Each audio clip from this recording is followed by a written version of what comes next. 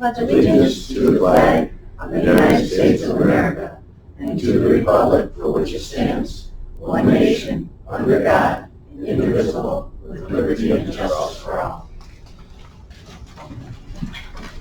Can I get an approval of minutes from the last meeting?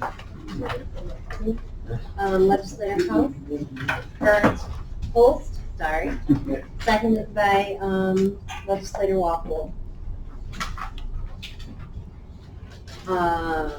Any discussion? All in favor? Aye. Any opposed? Yes. All right, I'm going to move. On to resolutions and minutes.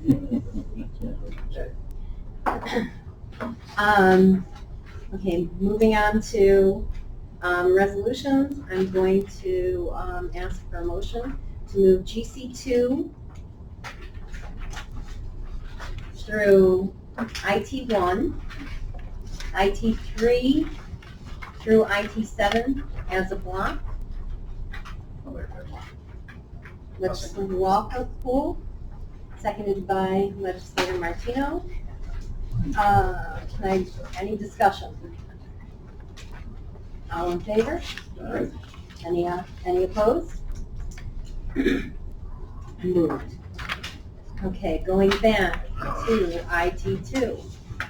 Resolution establishing capital project number E0323, Oswego County Airport electric vehicle and charging station acquisition and installation.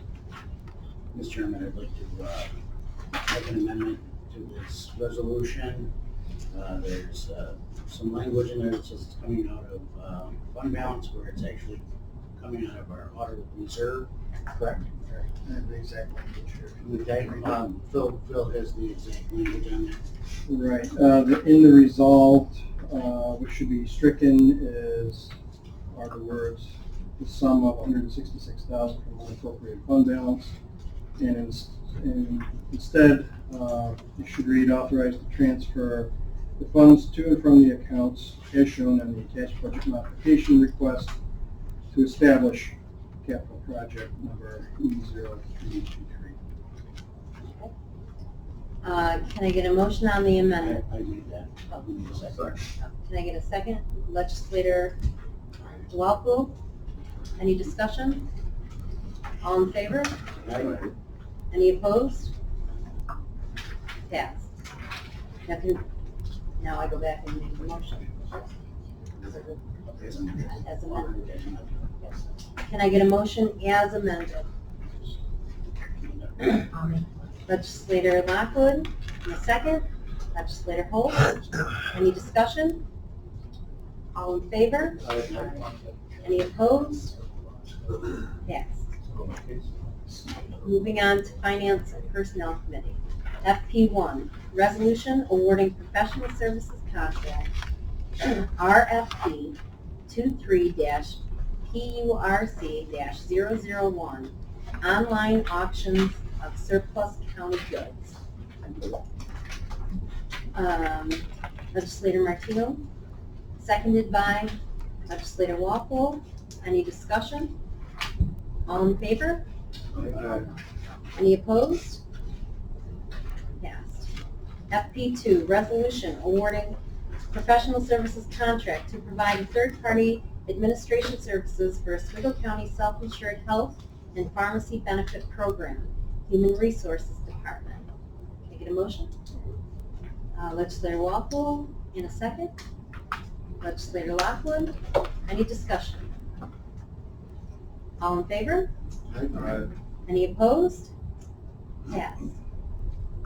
FP3, resolution authorizing professional services contract, accounting services for county treasurer's office. Moved by Legislator Martino, seconded by Legislator Walpole. Any discussion? All in favor? Any opposed? Passed. Okay. Moving on to reporting departments. No committee. Personnel, go ahead. Jessica. So our total savings to date for vacancies as of September 17th is $6,055,175.37. And exams are rolling along. We did announce correction officer training experience exam again, so that it's posted. Something that Julie did ask me to bring up is the legislature thinking about what they want to do with exam fees for 2024. We brought that up a few times because the state has waived their fees for their exams that they're holding through 2025. We waived them last year. I'm just putting that out there as something that we should Something to think about. Yeah. When would you have to have an answer on that? Well, sooner rather than later is great because we're going to start announcing exams that are going to be happening in January and beyond. However, the same thing happened last year. We were able to refund people, so it's not the end of the world if we don't. And do we know what the total cost would be to the county for waiving fees? So we are charged a fee for each exam we hold unless they waive it for like a reason like they're on Medicaid or head of household, things like that. And usually I think our exam fee bill is around, I want to say like $7,000. But we also get income from those as well. So I think the cost is about $7,000 to us regardless. All right, thank you. Yeah. Generally, each year, we have to budget, we take it into the state too. We then have to pay the state. Generally, that's about $14,000 in our budget. You said about $7,000 to the state. Right. So if the state is waived.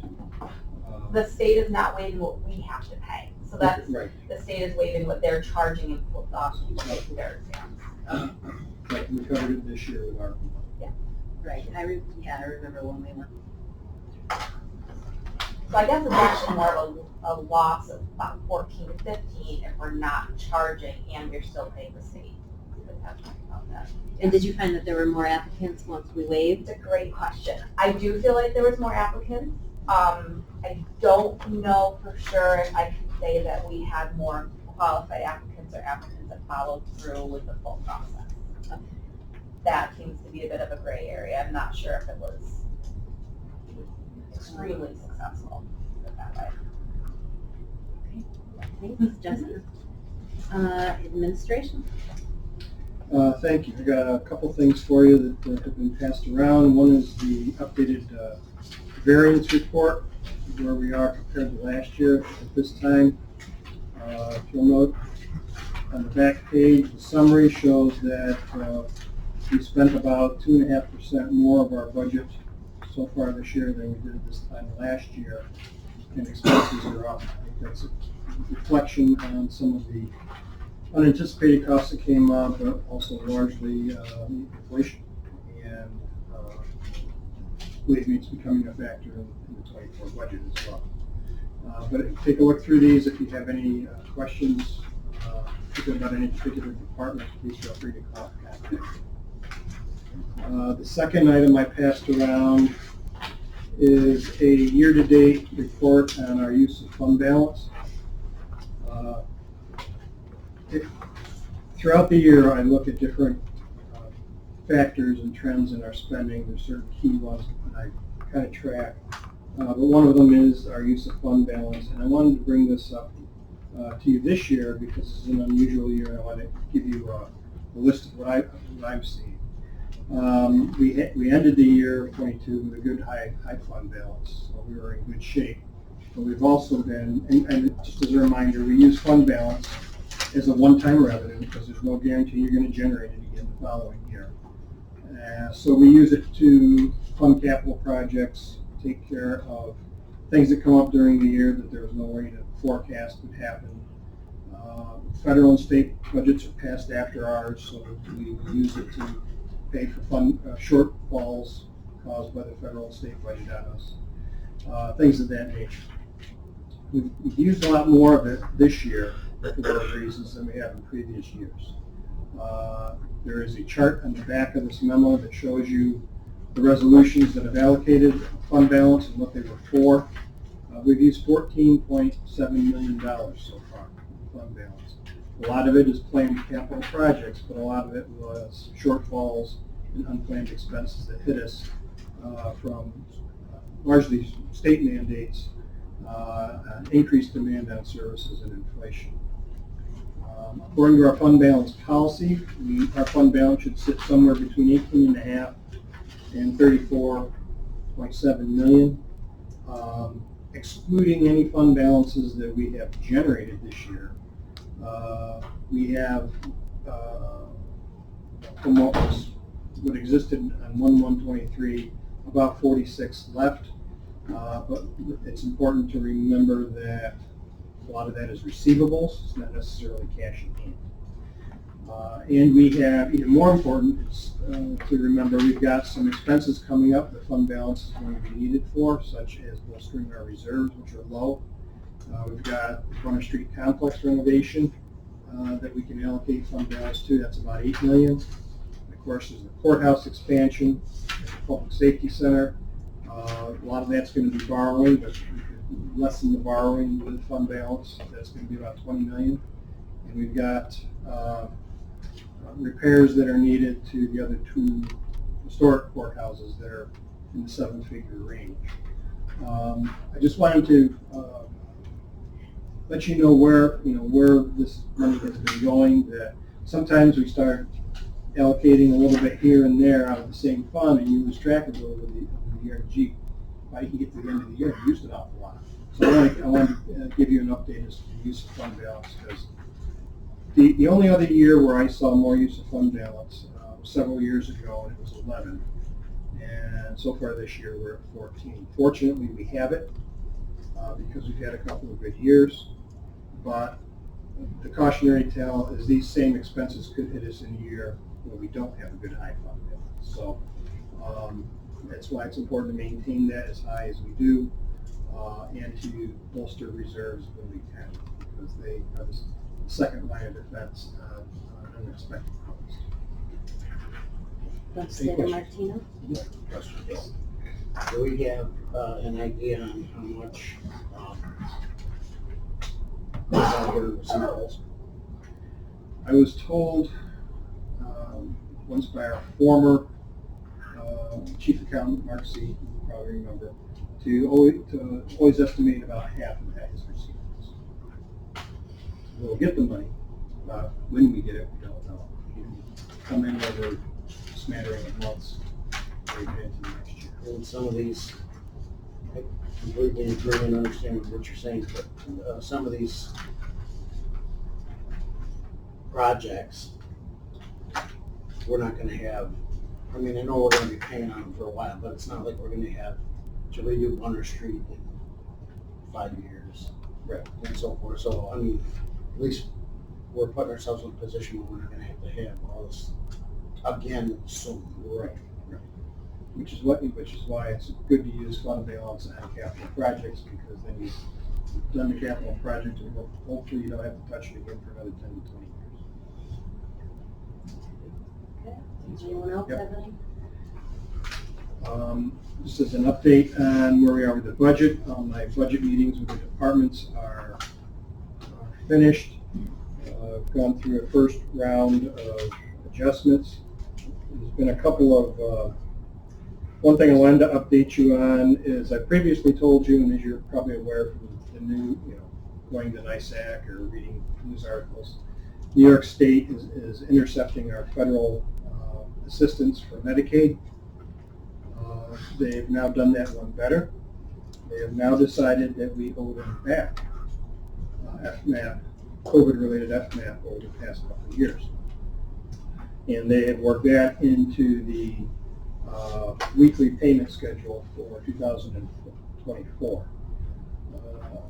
What this means for us is Medicaid payments will go from about $22.8 million this year to $25.5 next year. There is an effort by the counties through NISAC and some individually to fight the state on this. This is an extra money grab that they're doing. But for now, I'm going to budget that full amount in the 24 budget. If If there's a reversal on that decision, the Medicaid bill will be about 24.6, if I remember right. So it's a big difference. 24.8, I'm sorry. So it's a significant jump in the levy if we can't get that decision reversed.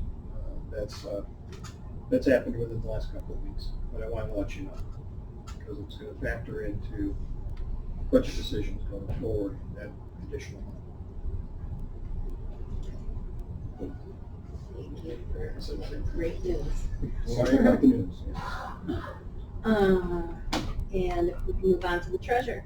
Yeah, so take the bad part, and the good part is our sales tax, as you see in front of you, we're still doing pretty good at 1.8 million, up from this time last year. And we've actually had 6 positive payments, and then just one negative. We've had seven payments, so that's looking good. We had a little influx where it was quite negative early part of the year, but now we're looking okay. And other than that, we have payment works, which the legislature approved for securing our payment process, banking numbers from our vendors. And that is going to be initiated next week. We've been in the process of training approximately 3 weeks now. So that should be kicked off. It's going to be a very slow rollout so that we will no longer house any banking information from our vendors so that we don't get caught with the fraud situation. We'll see how it goes, and looking forward to it, to see how that comes. Thank you very much. Purchasing. So as of this week, Monday, we started a new purchase card request process, which will help with our reconciling the credit card statement at the end of the month. It'll prevent us from not being able to pay our bill because departments may not have the money in the line. So then audit won't approve the payment, and then we can't make the payment to the bank. So this way, the money will be encumbered. It's going to run through our purchasing system. So we just started that. Good.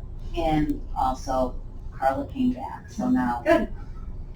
Good, congratulations. we're digging out. Understood. All right. Well, that's it. And can I get a motion to adjourn? Legislator House, second. Legislator Walpole. Any discussion? All in favor? Any opposed?